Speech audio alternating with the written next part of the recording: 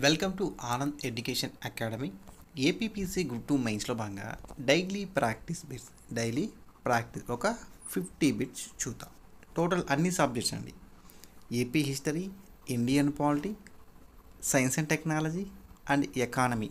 Okay, total 50 bits daily 50 బిట్స్ మీకు provide చేయడం జరుగుతుంది. ఓకే, ఇంకొక ముఖ్య విషయం అండి, మన మొదటి ఛానల్ నుంచి చూస్తాం చూడండి. మనం మొదటి ఛానల్ నుండి ఆర్ఆర్ ఎడ్యుకేషన్లో ఏపీ హిస్టరీ సంబంధించి క్లాసెస్, కంప్లీట్ క్లాసెస్ గ్రూప్ 2 సిలబస్కు అనుగుణంగా జరుగుతున్నాయి. మీకు ఫ్రీ క్లాసెస్ ప్రొవైడ్ చేయడం జరుగుతుంది, కంప్లీట్గా ఫ్రీగా. మీకు పీడిఎఫ్ కావాలి అంటే పీడిఎఫ్కి మాత్రం మనీ పే చేయవలసి వస్తుంది. నేటికి టోటల్ 8 టాపిక్స్ కంప్లీట్ చేయడం జరిగింది. ప్రాచీన చారిత్రక యుగం నుండి ప్రాచీన పల్లవుల వరకు ఈ 8 టాపిక్స్ మనకు కేవలం 160 రూపీస్కి మీకు ప్రొవైడ్ చేయడం జరుగుతుంది. మీలో ఎవరికైనా మన ఆర్ఆర్ ఎడ్యుకేషన్ ఛానల్ నుంచి అందించే ఏపీ హిస్టరీ క్లాస్ సంబంధించి పీడిఎఫ్ కావాలంటే వాట్సాప్ నెంబర్ చెప్తాను చూడండి. WhatsApp number 6300498822. ఈ వాట్సాప్ నెంబర్ కాంటాక్ట్ అయితే నీకు డీటెయిల్స్ ఇవ్వడం జరుగుతుంది. సార్ మనీ మైండెడ్తో ఈ పీడిఎఫ్ ప్రొవైడ్ చేస్తా అంటే నేను ముందే చెప్తాను చూడండి. పీడిఎఫ్స్ తీసుకోలేని వారు, అనగా మనీ పే చేయలేని వారు, ఒకటి చెప్తాను చూడండి. నేను మనీ కోసం ఉద్దేశించి చేసే మాట అయితే లేదా ఆలోచించే మాట అయితే నేను మీకు ఇచ్చే కంటెంట్ కట్ చేసి ఇవ్వచ్చు. కావాలంటే మీకు నచ్చిన యూట్యూబ్ ఛానల్లో చెక్ చేసుకోండి. మనం ఇచ్చే కంటెంట్ ఫుల్ కంటెంట్తో ఉంటుంది. మనం ప్రొవైడ్ చేసే పీడిఎఫ్లో కొంత అదనపు సమాచారం ప్లస్ ప్రాక్టీస్ బిట్స్తో మీకు ప్రొవైడ్ చేయడం జరుగుతుంది. ఓకే, మన ఆర్ఆర్ ఎడ్యుకేషన్లో లేదు పీడిఎఫ్ తీసుకునే వారు మన ఆర్ఆర్ ఎడ్యుకేషన్ నుంచి ఏపీ హిస్టరీ క్లాస్ డైలీ జరుగుతున్నాయి. మీరు అక్కడ మన ఛానల్ని లైక్ అండ్ సబ్స్క్రైబ్ చేసుకొని వీడియోస్ ఖచ్చితంగా చూడండి, మీకు యూజ్ఫుల్ అవుతుంది. ఏపీ హిస్టరీ సంబంధించి 50+ స్కోర్ గెయిన్ చేయవచ్చు, కన్ఫామ్గా చెప్పగలను. మనం చెప్పే source BSL Hanumantharao plus Telugu academy book సోర్స్గా చెప్పడం జరుగుతుంది. ఓకే, మనం ఈ క్లాస్లో చూడండి, మనం ఈ క్లాస్లో ఏపీ ఏపీపీసీ గ్రూప్ 2 మెయిన్స్లో భాగంగా డైలీ ప్రాక్టీస్ బిట్స్ చూద్దాం. మొదటి క్వశ్చన్, క్రింది వానిలో సరైన జతలను ఎంపిక చేయండి. ఆప్షన్ ఏ, రాజ్యాంగ సవరణ బిల్లును పార్లమెంటు ఉభయ సభల్లో దేనిలోనైనా ప్రవేశపెట్టవచ్చు. ఇలా కొంచెం లెంతీ క్వశ్చన్స్ మాత్రం మీకు వివరించి చెప్తాను. సింగిల్ అయిన క్వశ్చన్స్ మనకు డైరెక్ట్గా ఆన్సర్ చెప్పడం జరుగుతుంది. ఓకే, రాజ్యాంగ సవరణ బిల్లును పార్లమెంటు ఉభయ సభలో దేనిలోనైనా ప్రవేశపెట్టవచ్చును. ఆప్షన్ బి, రాజ్యాంగ సవరణ బిల్లు విషయంలో పార్లమెంట్లో ప్రవేశపెట్టడానికి ముందు రాష్ట్రపతి యొక్క అనుమతి అవసరం లేదు. నెక్స్ట్ ఆప్షన్ సి చూడండి, రాజ్యాంగ సవరణ బిల్లు విషయంలో రాజ్యసభ మరియు లోక్సభల మధ్య భిన్నాభిప్రాయాలు తలెత్తినప్పుడు ఉభయ సభల సంయుక్త సమావేశానికి అవకాశం లేదు. ఆప్షన్ డి చూడండి, రాష్ట్రాల పునర్వ్యవస్థీకరణ బిల్లు పార్లమెంట్ ఉభయ సభలో దేనిలోనైనా ప్రవేశపెట్టవచ్చును. ఆప్షన్ ఈ చూడండి, రాష్ట్రాల పునర్వ్యవస్థీకరణ బిల్లు పార్లమెంట్లో ప్రవేశపెట్టడానికి ముందు రాష్ట్రపతి అనుమతి ఉండాలి. ఆప్షన్ ఎఫ్ చూడండి, రాష్ట్రాల పునర్వ్యవస్థీకరణ బిల్లు విషయంలో భిన్నాభిప్రాయాలు వ్యక్తమైన ఉభయ సభల సంయుక్త సమావేశానికి అవకాశం ఉన్నది. ఓకే, ఇక్కడ ఆప్షన్ చూడండి, మనకి ఏమి ఇచ్చారు చూడండి. ఇక్కడ ఆన్సర్ ఆప్షన్ 4 కరెక్ట్ అవుతుంది. ABCDEF మాత్రమే, పైవన్నీ కూడా సరైనవి అని అర్థం. మరొకసారి మీకు క్లారిఫై చేస్తాను చూడండి. రాజ్యాంగ సవరణ బిల్లును పార్లమెంటు ఉభయ సభల్లో దేనిలోనైనా ప్రవేశపెట్టవచ్చు, సరైన ఆన్సరే. రాజ్యాంగ సవరణ బిల్లు విషయంలో పార్లమెంట్లో ప్రవేశపెట్టడానికి ముందు రాష్ట్రపతి యొక్క అనుమతి అవసరం లేదు. ఇంపార్టెంట్, గత ఎగ్జామ్లో అడగడం జరిగింది. నెక్స్ట్ చూడండి, రాజ్యాంగ సవరణ బిల్లుల విషయంలో రాజ్యసభ మరియు లోక్సభల మధ్య అభిప్రాయ భేదాలు తలెత్తినప్పుడు ఉభయ సభల సంయుక్త సమావేశానికి అవకాశం లేదు. ఇక్కడ కూడా ఇంపార్టెంట్. నెక్స్ట్ రాష్ట్రాల పునర్వ్యవస్థీకరణ బిల్లు పార్లమెంట్లో ఉభయ సభలో దేనిలోనే ప్రవేశపెట్టవచ్చును. ఇది సరైన ఆన్సరే. రాష్ట్రాల పునర్వ్యవస్థీకరణ బిల్లు పార్లమెంట్లో ప్రవేశపెట్టడానికి ముందు రాష్ట్రపతి యొక్క అనుమతి ఉండాలి. Very very important. ఇక్కడ చివరిది, రాష్ట్రాల పునర్వ్యవస్థీకరణ బిల్లు విషయంలో భిన్న అభిప్రాయాలు వ్యక్తమైనప్పుడు ఉభయ సభల సంయుక్త సమావేశానికి అవకాశం ఉన్నది. రాజ్యాంగ సవరణ బిల్లు విషయంలో ఉభయ సభలకు అవకాశం లేదు, కానీ రాష్ట్రాల పునర్వ్యవస్థ బిల్లు విషయంలో అవకాశం ఉన్నది. ఇంపార్టెంట్ ఇక్కడ. కాబట్టి పైన ABCDF ఇవన్నీ కూడా సరైనవి. ఇక్కడ చూడండి నోట్, ఉభయ సభల సంయుక్త సమావేశం అంశాన్ని ఆస్ట్రేలియా రాజ్యాంగం నుండి మనం స్వీకరించడం జరిగింది. ఇంపార్టెంట్. దీనికి అధికరణ ఏం తెలుపుతుంది? 108 తెలుపుతుంది. ఇంపార్టెంట్. ఓకే, ఉభయ సభల సంయుక్త సమావేశం గురించి అధికరణ 108 తెలుపుతుంది. ఈ అంశాన్ని ఆస్ట్రేలియా రాజ్యాంగం నుండి స్వీకరించడం జరిగింది. Okay, next question. చైత్యాలు అనగా ఇక్కడ బౌద్ధ భిక్షుల యొక్క ప్రార్థనా మందిరాలకే చైత్యాలు అని పేరు. Important. Okay, option 2 is correct. Next question. Lok Sabha స్పీకర్గా బాధ్యతలు చేపట్టిన తొలి మహిళ ఎవరు? లోక్సభ స్పీకర్గా బాధ్యతలు చేపట్టిన తొలి మహిళ Meera Kumar. Option 4 is correct. Next question. బిల్లసర్గం అనే పాతరాతి యుగానికి చెందిన స్థావరం ఎక్కడ కలదు? బిల్లసర్గం అనే పాతరాతి యుగానికి చెందినటువంటి కర్నూలు నందు కలదు. Very very important. గత ఎగ్జామ్లో అడగడం జరిగింది. Next question. మధ్యశిలాయుగం లేదా సూక్ష్మరాతి యుగానికి సంబంధించి క్రింది వానిలో సరికాని అంశాన్ని తెలపండి అంటున్నారు. కాల్చిన ఆహారం తీసుకుంటా మరియు చేపల పట్టుట. ఆప్షన్ 2 చేతితో కుండల తయారీ. ఆప్షన్ 3 మృతదేహాలను భూస్థాపితం చేసే ఆచారం. ఆప్షన్ 4 గ్రామీణ జీవనం మొదలు. ఇక్కడ చూడండి, ప్రాచీన శిలాయుగం అంటారు, మధ్యశిలాయుగం లేదా సూక్ష్మరాతి యుగం అంటారు. ఈ కాలంలో కాల్చిన ఆహారం తీసుకుంటా చేపల పొట్ట మొదలైంది. చేతితో కొండల తయారీ కూడా ప్రారంభమైంది. మృతదేహాలను భూస్థాపితం చేసే ఆచారం కూడా ప్రారంభమైంది. కానీ గ్రామీణ జీవనం మొదలైంది సూక్ష్మరాతి మధ్యశిలాయుగం మొదలైంది, నవీన శిలాయుగం కాలంలో మొదలైంది. సో సరికాని అంశం ఆప్షన్ 4 చెప్పవచ్చు. Next question. Pre historic period లేదా చారిత్రక పూర్వయుగం లేదా చారిత్ర పూర్వయుగం కాలం అనే పదాన్ని వాడిన వారు ఎవరు? ఈ ప్రీ హిస్టారిక్ పీరియడ్ అనే పదాన్ని వాడిన వారు చూడండి, డేవిడ్ విల్సన్ అండి. ప్రీ హిస్టారిక్ పీరియడ్ అనే పదాన్ని వాడిన వారు డేవియల్ విల్సన్ అని చెప్పవచ్చు. So option 1 is correct. Next. శాతవాహనుల యొక్క రాజలాంఛనం ఏది? శాతవాహనుల యొక్క రాజలాంఛనం సూర్యుడు. Option 3 is correct. ఓకే, ఇక్కడ సింహం చూడండి, ఇప్పుడే క్లారిఫై చేస్తాను. ఇక్ష్వాకుల యొక్క రాజలాంఛనం సింహం. ఓకే, శాలంకాయల యొక్క రాజలాంఛనం నంది. ఇక్కడ 3 బిట్స్ వచ్చాయి, గత ఎగ్జామ్లో కూడా అడగడం జరిగింది. Very very important. Next question. రాజ్యాంగ ప్రవేశిక అనే భావనను ఏ దేశ రాజ్యాంగం నుండి స్వీకరించడం జరిగింది? రాజ్యాంగ ప్రవేశిక అనే భావనను అమెరికా రాజ్యాంగం నుండి స్వీకరించడం జరిగింది. So option 1 is correct.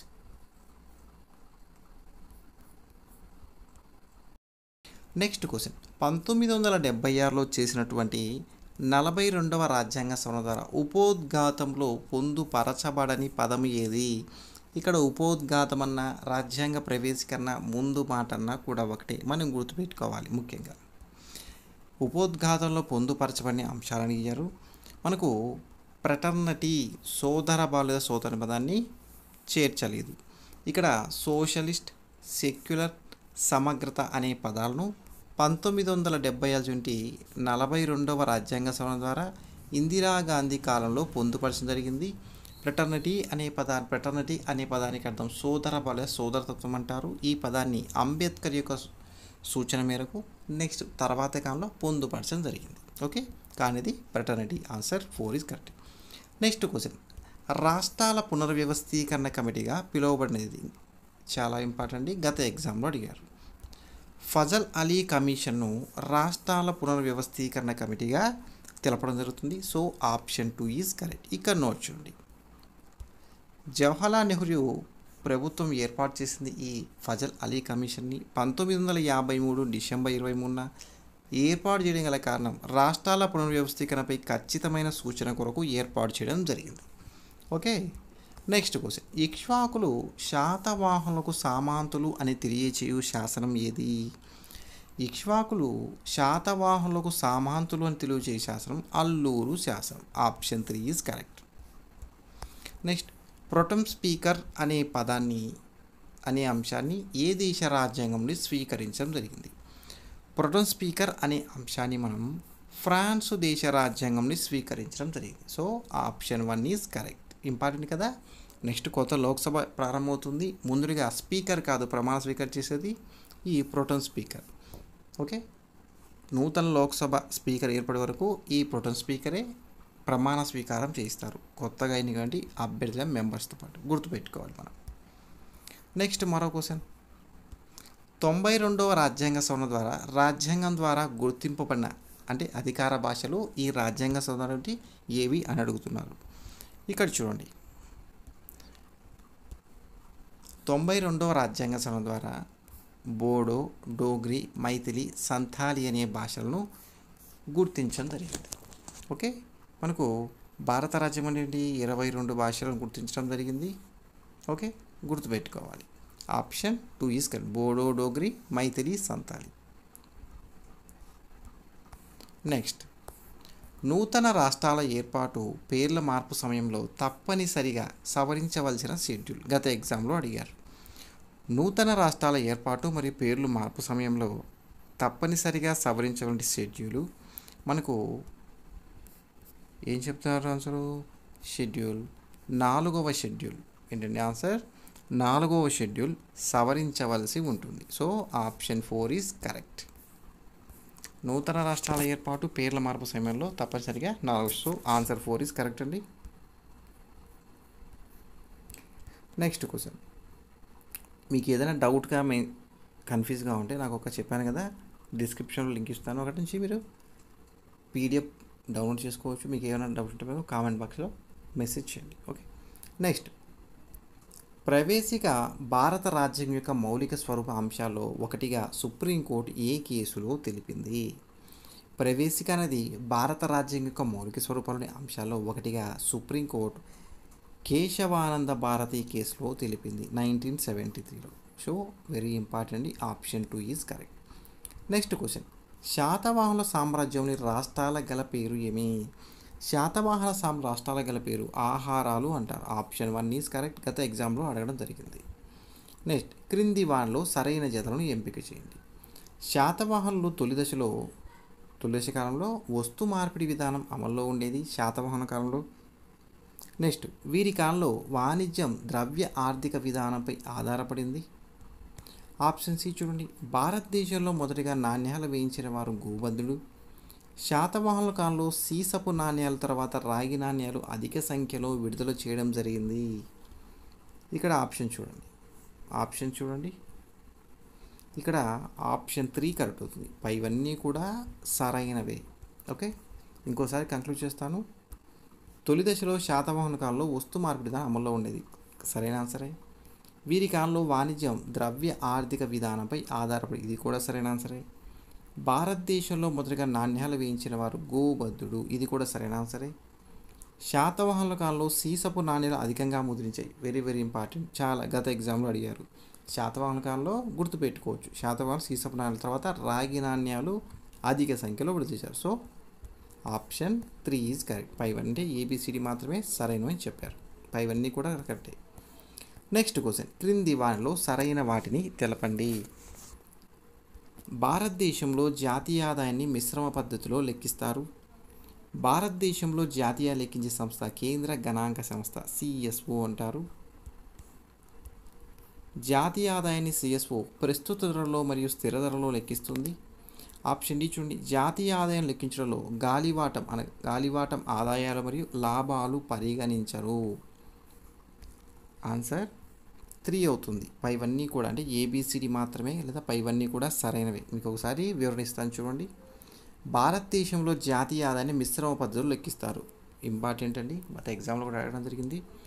భారతదేశంలో జాతీయ ఆదాయం లెక్కించే సంస్థ కేంద్ర గణాంక సంస్థ, సెంట్రల్ స్టాటిస్టికల్ ఆర్గనైజేషన్ అంటారు, సిఎస్ఓ.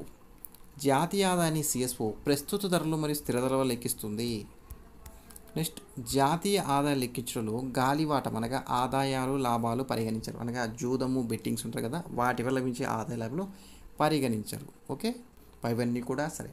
ఇంకో విషయం చెప్తాను చూడండి, మన మొదటి ఛానల్ ఏంటి ఆర్ఆర్ ఎడ్యుకేషన్ ఛానల్ నుంచి గత ఏపీపీసీ గ్రూప్ 2 ప్రిలిమ్స్లో భాగంగా మనం ఇచ్చినటువంటి క్వశ్చన్స్కి 20+ క్వశ్చన్ రావడం జరిగింది.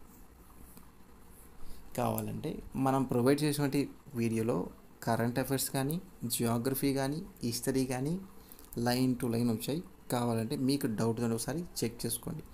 మనం ప్రొవైడ్ చేసినటువంటి చాలా వీడియోస్ ప్రొవైడ్ చేసాను, కానీ 3 వీడియోస్ ప్రొవైడ్లో 5 క్వశ్చన్ యాజ్ ఇట్ ఈస్గా వచ్చాయి. కాబట్టి చెక్ చేసుకోండి. మీకు డౌట్ సార్ ఇవన్నీ క్వశ్చన్ అడగరా ఇప్పుడు ఈ మోడల్ని, ప్రతిదీ కూడా ఇంపార్టెంటే అన్నట్లు చదువుకోవాలి మనం. నెక్స్ట్ క్వశ్చన్, క్రింది వాన్లో సరైన జతలు ఎంపిక చేయండి. 2011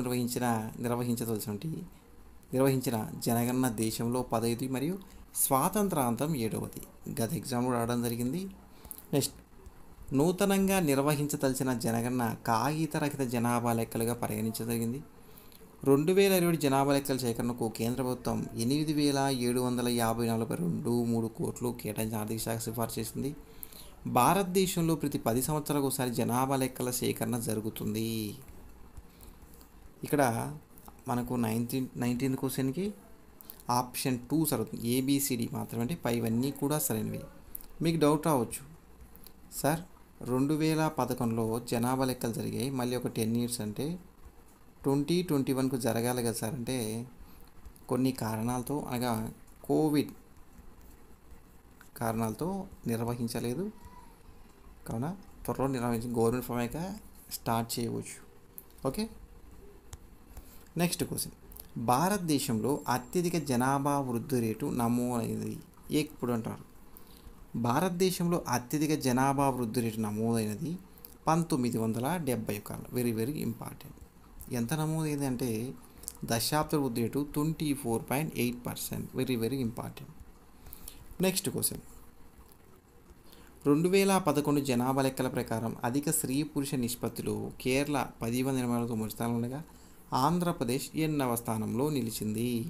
ఇక్కడ ఆంధ్రప్రదేశ్ 993లో 3వ స్థానంలో నిలిచింది. అనగా 1000 మంది పురుషులకు గాను ఉన్నటువంటి స్త్రీల సంఖ్యను స్త్రీ పురుష నిష్పత్తిగా మనం గుర్తుంచుకోవాలి. 100 కాదండి, 1000 మందికి. దానిలో 1084తో కేరళ మొదటి స్థానంలో ఉండగా ఆంధ్రప్రదేశ్ 993తో 3వ స్థానంలో ఉంది.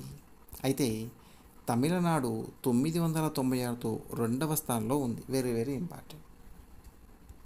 నెక్స్ట్ క్వశ్చన్, జాతీయ ఉపాధి హామీ చట్టం రూరల్ ఎంప్లాయ్మెంట్ గ్యారంటీ స్కీమ్ అంటాం కదా, అది చట్టం ఎప్పుడు చేయబడింది? జాతీయ ఉపాధి హామీ చట్టము 2005 సెప్టెంబర్ 7న చేయబడింది. Option 4 is correct. Next question,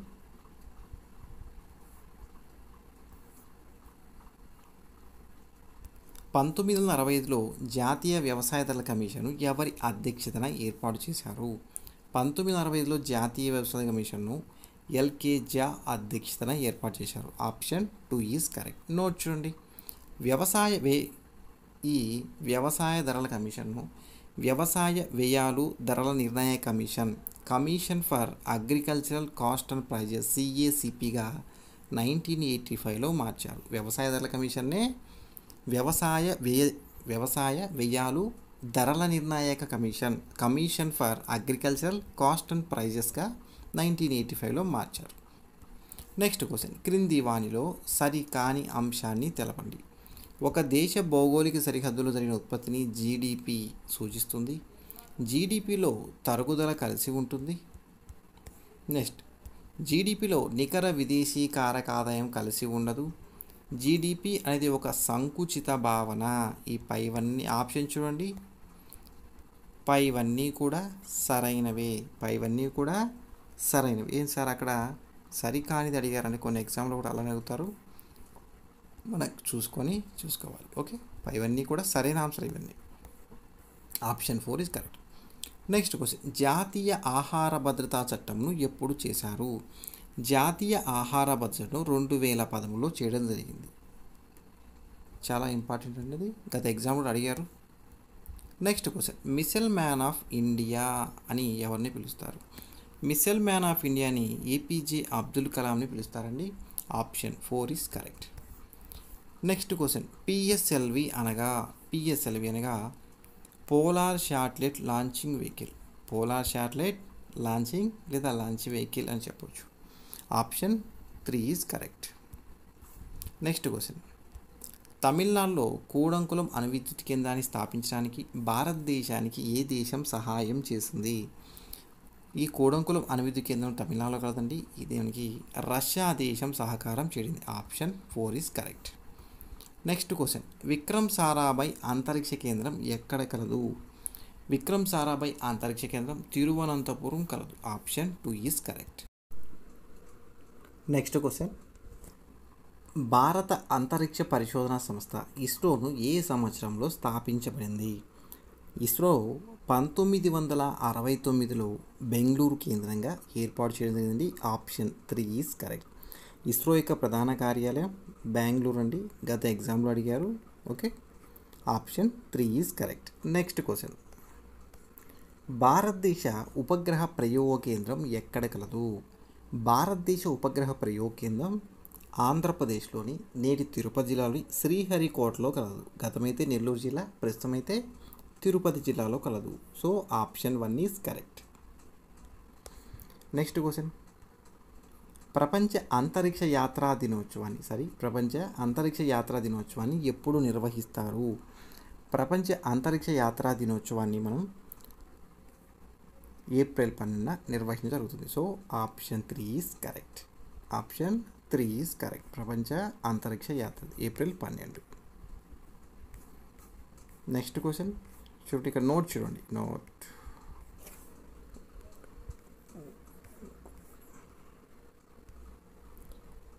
1961 April 12న Uri గగర్ Soviet union దేశం అంటే యూరీ గగారిన్ మొట్టమొదటిగా అంతరిక్ష యాత్ర చేసేందుకు గుర్తుగా ఈ ఏప్రిల్ 12ను ప్రపంచ అంతరిక్ష యాత్ర దినోత్సవంగా నిర్వహించబడుతుంది.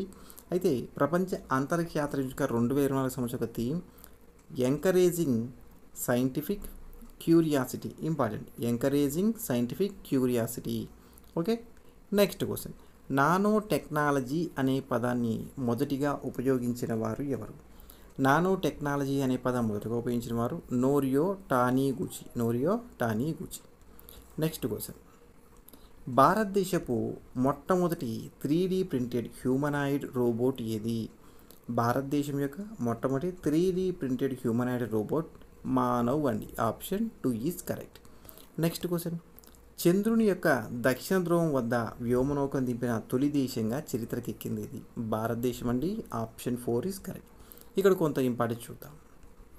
చంద్రయాన్ 3 వ్యోమనౌకను LVM-3M4 వాహననౌక ద్వారా 2023 జూలై 14న దింపడం జరిగింది. ఓకే, అయితే చంద్రయాన్ 3 మిషన్లో భాగంగా చంద్రునిపై విక్రమ్ ల్యాండర్ దిగిన 2023 ఆగస్టు 23న దీనికి దిగింది. ఈ ఆగస్టు 23 గుర్తుగా ఈ ఆగస్టును జాతీయ అంతరిక్ష దినోత్సవం నేషనల్ స్పేస్ డేగా నిర్వహించనున్నారు. దీన్ని ప్రధానమంత్రి మోడీ ప్రకటించడం జరిగింది. నేషనల్ స్పేస్ డే, జాతీయ అంతరిక్ష దినోత్సవం ఇప్పుడు ఆగస్టు 23. ఇంపార్టెంట్. నెక్స్ట్ క్వశ్చన్, ఎక్కువ కాలం పరిపాలించిన శాతవాహన చక్రవర్తి ఎవరు? శాతవాహన సామ్రాజ్యాన్ని ఎక్కువ కాలం పరిపాలించే శాతవాహన చక్రవర్తి 2వ శాతకర్ణి అండి. 2వ శాతకర్ణి. ఇక్కడ నోట్ చూడండి, ఈయన 6వ శాతవాహన రాజు మరియు ఈయన కాలం 56 సంవత్సరాలు పరిపాలించడం జరిగింది. నెక్స్ట్ క్వశ్చన్, క్రింది వాటిలో ఏ సంస్థ భారతదేశంలో స్థూల దేశీయోత్పత్తిని గణిస్తుంది? National statistical office. So option 3 is correct. Next question, జాతీయ ఆదాయాన్ని లెక్కించే ఉత్పత్తి పద్ధతిని ఇలా కూడా అంటారు. దీన్ని విలువ జోడించిన పద్ధతి అని కూడా అంటారు. నెక్స్ట్, జిఎన్పి లెక్కింపులో క్రింది వాటిలో దేని మినహాయించాలి? జిఎన్పి లెక్కింపులో ప్రభుత్వ బదిలీ చెల్లింపులను మినహాయించడం జరుగుతుంది. So option 2 is correct. Next question, బృహత్ కథ అనే గ్రంథాన్ని రాసిన వారు ఎవరు? బృహత్కథ అనే గ్రంథాన్ని పైశాచిక భాషలో గుణాఢ్యుడు రాయడం జరిగింది. Option 1 is correct. Next question, ఏ ప్రకటనల ద్వారా లభించే హక్కులు విదేశీయులకు వర్తించు? Very very important. గత ఎగ్జామ్లో అడగడం జరిగింది.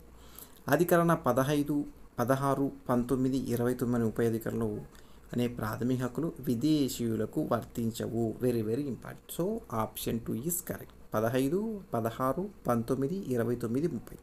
ఓకే. నెక్స్ట్ క్వశ్చన్, నానాగఢ్ శాసనంను వేయించిన వారు? నానాగఢ్ శాసనం వేయించిన వారు దేవి నాగానిక ప్రాకృతంలో వేయించడం జరిగింది. Option 3 is correct. Next question, కవివత్సలుడు అనే బిరుదు గల శాతవాహన రాజు ఎవరు? కవివత్సలుడు అనే బిరుదు గల శాతవాహన రాజు హలుడు. So option 3 is correct. Next question, 8వ రాజ్యాంగ సవరణ ద్వారా ఓటు హక్కు వయసును 21 సంవత్సరాల నుండి 18 సంవత్సరాలకు తగ్గించడం జరిగింది. ఇది కూడా చాలా ఇంపార్టెంట్. మనకు 61వ రాజ్యాంగ సవరణ ద్వారా 1989 నుండి 61వ రాజ్యాంగ సవరణ ద్వారా ఓటు హక్కు వయసును 21 నుంచి 18 రాజీవ్ గాంధీ ప్రధానమంత్రి కాలంలో చేశారు. Very very important. Option 2 is correct. 61వ రాజ్యాంగ సవరణ. నెక్స్ట్ క్వశ్చన్ ఇది చూడండి. 89లో రాజీవ్ గాంధీ ప్రధాని ఉన్న సమయంలో. Next question, food corporation of India ఎఫ్సిఐను ఎప్పుడు స్థాపించడం జరిగింది? ఫుడ్ కార్పొరేషన్ ఆఫ్ ఇండియాను 1965లో ఏర్పాటు చేశారు. Option 4 is correct. Next question, క్రింది వానిలో సరైన అంశాన్ని తెలపండి. శాతవాహన రాజ్యాన్ని మహాసామ్రాజ్యంగా మార్చి ఆంధ్రులకు యావత్ భారత కీర్తి ప్రతిష్టను సంపాదించిన వాడు మొదటి పులోమావి. నెక్స్ట్, రెండవ పులోమావి రుద్రదాముడిచే పరాజయం పొంది రాజధాని ప్రతిష్టానపురం నుండి అమరావతికి మార్చాడు. నెక్స్ట్, శాతవాహనంలో చివరివాడు మూడవ పులోమావి. పులోమావి అనగా అర్థం గడ్డిలో జన్మించిన వాడు అని అర్థం. ఇక్కడ ఆప్షన్ చూడండి. ఆప్షన్స్ చూడండి, ABCD మాత్రమే, పైవన్నీ కూడా సరైనవి. పైన చెప్పిన మీకు వివరిస్తాను చూడండి, క్లారిటీ వస్తుంది. శాతవాహన సామ్రాజ్యాన్ని మహాసామ్రాజ్యం తీర్చిదిద్దిన వాళ్ళు మొదటి పులోమావి. రెండో పులోమావి అక్కడ రుద్రజామి పరాజయం పొంది రాజధాని ప్రతిష్టానపు నుంచి అమరావతికి మార్చాడు. అలానే శాతవాహనంలో చివరివాడు మూడో పులోమావి. ఇది కూడా సరైన ఆన్సరే. పులోమావి అనగా గడ్డిలో జన్మించిన వాడు అని అర్థం. గత ఎగ్జామ్లో అడిగారు. ఓకే, పైవన్నీ కూడా సరైనవి. నెక్స్ట్ క్వశ్చన్, శాతవాహన సమాజంలో గల 24 ప్రజా వినోదాల్లో ఉద్యాన గమనం అనగా, శాతవాహన కాలం అంటే ప్రజా వినోదాలు 24 ఉన్నాయి. వాటిలో ఉద్యాన గమనం అనగా మధ్యాహ్నం భోజనం ఆరగించి పులిజోతం ఆడడాన్ని ఉద్యాన గమనం అంటారు. Option 1 is correct. Next question, ISRO యొక్క మొదటి చైర్మన్ ఎవరు? ఇస్రో యొక్క మొదటి చైర్మన్ డాక్టర్ విక్రమ్ సారాభాయ్ అండి. ఓకే, మరియు ఇస్రోకు ఎక్కువ కాలం పనిచేసే చైర్మన్గా ప్రొఫెసర్ సతీష్ ధావన్ దగ్గర ఒక 12 సంవత్సరాలు చేయడం జరిగింది. శైలేష్ నాయక్ చూడండి, ఇస్రోకు తక్కువ కాలం పనిచేసేవారు శైలేష్ నాయక్ అండి. మరియు ఇస్రో యొక్క ప్రస్తుత చైర్మన్ అంటే ఎస్ సోమనాథ్. ఈయన 11వ chairman. Very very important. Sir ఇంత సింపుల్ క్వశ్చన్ అడుగుతారంటే ఇవన్నీ బేసిక్ క్వశ్చన్స్ కూడా మనం నేర్చుకోవాలి. ఓకే, ఇస్రో మొదటి విక్రమ్ సారాభాయ్, ఎక్కువ కాలం సతీష్ ధావన్, తక్కువ కాలం శైలేష్ నాయక్ ప్రస్తుతము ఎస్ సోమనాథ్. ఈయన 11వ ఇస్రో చైర్మన్. ఓకే, ఇస్రో కారణం చెప్పాం కదా, బెంగళూరు 1969 స్థాపించారని చెప్పేసి. ఓకే, నెక్స్ట్, భారతదేశంలో 2024 నిర్వహించినటువంటి లోక్సభ ఎన్నికలు ఎన్నవవి? ఇంపార్టెంట్. ఇవి 18వ లోక్సభ ఎన్నికలండి. Option 3 is correct. నెక్స్ట్, చివరి క్వశ్చన్, ఆంధ్రుల కళలోకి వస్తే ప్రాయశ్చిత్తం చేసుకోవాలని చెప్పిన గ్రంథం ఏది? గ్రంథం చెరకు రాసిన చరక సంహిత అనే గ్రంథం తెలిపిందండి. Option 2 is correct. ఇట్లా డైలీ ఒక 50 ప్రాక్టీస్ బిట్స్ అన్ని గ్రూప్ 2 మెయిన్స్ సంబంధించి AP history, polity, economy, SNT science and technology మొత్తంతో ఒక 50 బిట్స్ మీకు ప్రొవైడ్ చేయడం జరుగుతుంది మన ఆనంద్ ఎడ్యుకేషన్ అకాడమీ అనే ఛానల్ నుండి. ఫస్ట్ ఛానల్లో ఏపీ హిస్టరీ క్లాస్ జరుగుతున్నాయి. అక్కడ మన ఛానల్ని సబ్స్క్రైబ్ చేసుకొని మీరు చూడండి. ఈ వీడియో మీకు నచ్చితే లైక్ అండ్ షేర్ చేయండి. మన ఛానల్ని తప్పకుండా సబ్స్క్రైబ్ చేసుకోండి. Thank you for watching.